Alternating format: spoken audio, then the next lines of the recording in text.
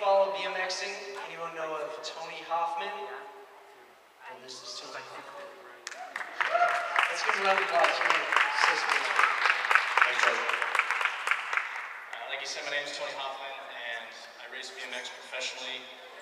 I travel all over the country, sometimes up to three times a month on the pro circuit.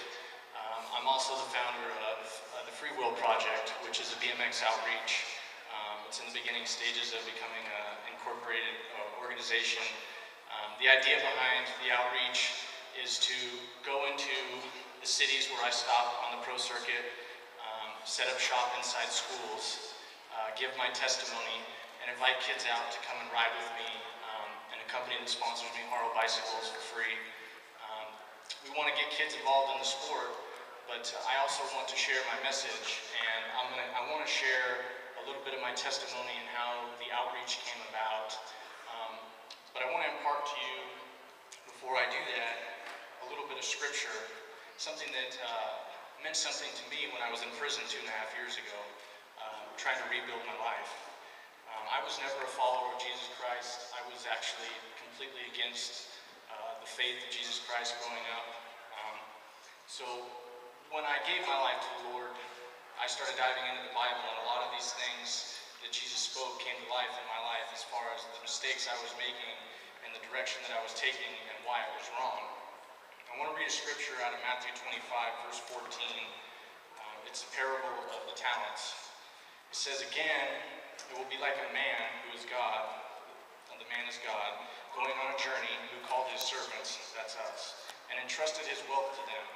To one he gave 5 bags of gold, to another 2 bags, and to the other one bag, each according to his ability. Then he went on his journey.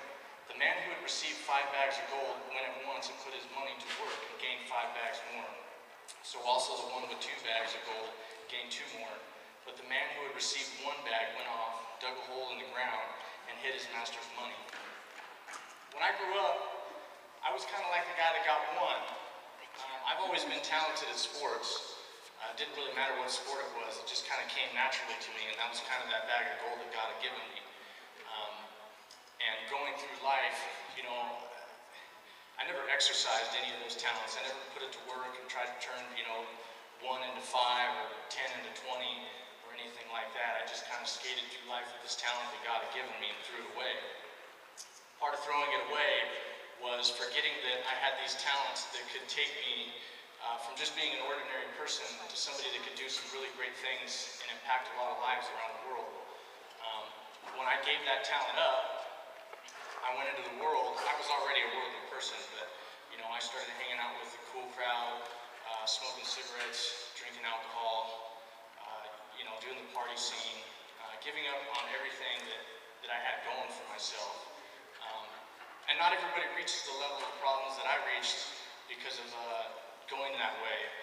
But what started with simple drinking, smoking pot, and cigarettes, turned into a pretty deadly addiction with heroin, methamphetamines, cocaine, Oxycontin.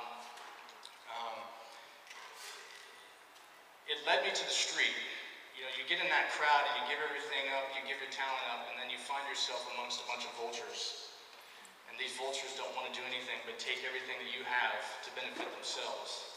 And that's where I found myself, hanging out with a bunch of vultures, and eventually they had taken everything that my life had, and I had been so filled with guilt and shame of all the things that I did that I had nowhere to turn. I was injecting every drug I could get my hands on and sleeping on the street by myself, cold nights, summer nights, just completely lost. The day before I was arrested, I was invited to a church in Southeast Fresno. This pastor, they did the laying on of hands at this church, and he had told me that God had favored me in everything that I'd done, and I didn't have to worry anymore because he was going to remove me from my addiction. 24 hours later, I was squatting in a home that was up for rent. It was Cedar and Ease area. It was really cold in the middle of the winter, and if you ever sleep on the streets, which I hope none of you do, when it's cold and you wake up after being asleep in the cold, your bones are like locked. Like you try and move your leg and it doesn't move because it's been so cold, it just locks them up. I was arrested the very next day. I was sentenced to 4.5 years in prison. charge that was drug-related. I served 23 and a half months. That whole 23 and a half months was kind of a spiritual awakening for me because I accepted Christ that day before I was arrested. And when I went through prison, I started to realize that all these talents and the bag of gold that God had given me and what He expected me to do with it. And I think what I'm trying to tell you guys is the one thing that really hit me with the Lord was that each one of us has something that we can do for Him. You know, I lived a life that was what I thought was self-fulfilling, where I was going to bring myself every joy, all the peace, all the happiness, and none of that worked. But when I went through prison and I built my relationship with God and I got closer, a prayer-driven life and a purpose-driven life for Him, I was able to get out of prison and get back on my bicycle. I raced bicycles from the ages of 12 to 18 on a national level. It was very good. I felt that God had called me to get back on my bicycle and start this ministry called the Free Will Project. It's something that I believe strongly in, that if He was calling me to do this, that there was nobody that was going to get in my way or stop me from taking care of what God's business was. And I realized that the life we live, especially as Christians of the faith of Jesus Christ, that if you're going to try and live a life that fulfills yourself, you're not going to find any joy. Because I've lived that route. I now live a route where I try to impact people. Every person that I encounter, I try and impact or impart the faith to them. And I found that reaching out to children, my calling, has brought more joy in my life than any drug, any amounts of money, any clothes, anything. None of that stuff brings anything. But if you use your talents, it doesn't matter what it is. This is amazing. This is a talent. This man uses this probably week in and week out to glorify God, to make sure that he has food, a place to live, and money in the bank. Every one of us here has a talent. And I encourage you guys to use that talent to glorify God, to impact the lives of other people, because there's people that you're talking to that you don't know need a message of hope. That give them that hope. And you're going to do that by living your life for